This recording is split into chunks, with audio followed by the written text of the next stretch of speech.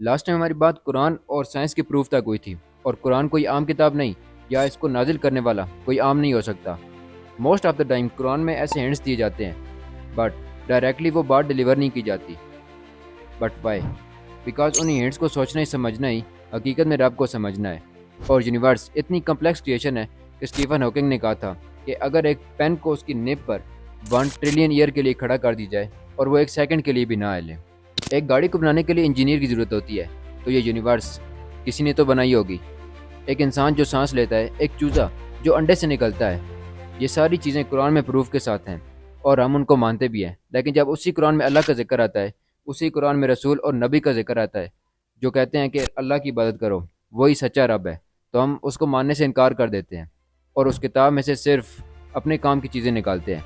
اگر ہم big bang theory کو دیکھیں تو اس میں یہ مینشن ہے کہ یہ یونیورس ایک زوردار دھماکے سے بنائی گئی تھی۔ بٹ ریممبر، دھماکہ تو تباہی کرتا ہے۔ اگر ایک دھماکے سے یونیورس بن سکتی ہے تو یقیناً اس کو بنانے والا کوئی عام نہیں ہوگا۔